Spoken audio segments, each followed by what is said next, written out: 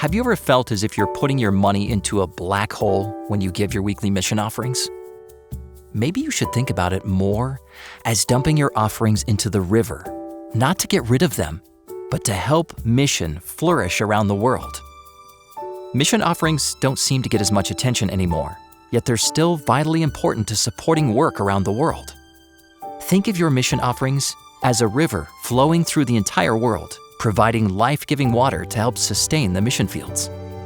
You probably know countries and projects that are supported by part of your 13th Sabbath offering. But what about the regular mission offerings you give each week? Where do they go? What do they support? And what do they achieve? You may be surprised to learn that your weekly mission offerings help support the work of about 400 missionary families around the world. In fact, 70% of the weekly mission offerings each quarter helps to support overseas missionaries and the international work of the church. Appropriations from the General Conference to World Divisions, the Middle East North Africa Union Mission, and the Israel Field help these regions build and sustain mission activities in their territories, like water irrigating fields when there's not enough rain. The remaining money helps various institutions and agencies that serve the world church. For example, it helps the compassionate medical mission work of Loma Linda University, the outreach of Adventist World Radio, and the humanitarian ministry of ADRA, the Adventist Development and Relief Agency. In recent years, millions of people from challenging areas of the world have found salvation in Jesus and have joined the Seventh-day Adventist Church. In 2018, every 22 seconds, someone became an Adventist, and every 4 hours, a new church was organized. Thanks to your offerings and the global mission focus, thousands of new congregations have been established in unreached areas and among new people groups. But after these new believers have been baptized, how are they nurtured? How do we make sure that their new faith is strengthened and they grow as disciples? Your river of mission offerings helps grow and sustain new work throughout the world. Please keep this life-giving river flowing. Thank you for your faithful weekly mission offerings and your continuing prayers for Adventist Mission.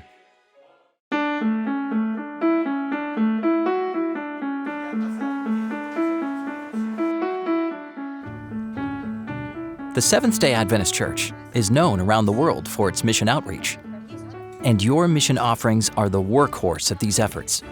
These offerings do the heavy lifting and foundation laying, the repair and renovation of the basic structure of the church's work around the world. Without the mission offerings, all the other structures and systems built upon it could crumble. Your mission offerings are like a life-giving river with tributaries flowing around the world, carrying refreshing water to mission fields. Sometimes we want to give to a specific project, or to put our offerings towards something special that stirs our hearts. We see the results, we feel satisfied. Giving to the mission offering may not be as glamorous as giving to a specific, well-advertised project or program. But wait, if it weren't for mission offering to sustain them, these projects would never happen. So what happens to our tithes and offerings? Well, when we return 10% of our income as tithe to God, the Adventist Church uses it to support pastors and evangelists, as well as some teachers and other workers involved in spreading the gospel. On the front lines of mission, tithe is not used to fund orphanages, schools, or health programs, and it doesn't cover miscellaneous operational expenses either. The mission offering does this. You see, our mission offerings fund what can't be funded through tithe. So when mission giving falls, then work gets cut back worldwide. Mission projects falter. The movement stutters. None of us want this to happen. So our mission offerings help ensure that mission work operates continuously around the world.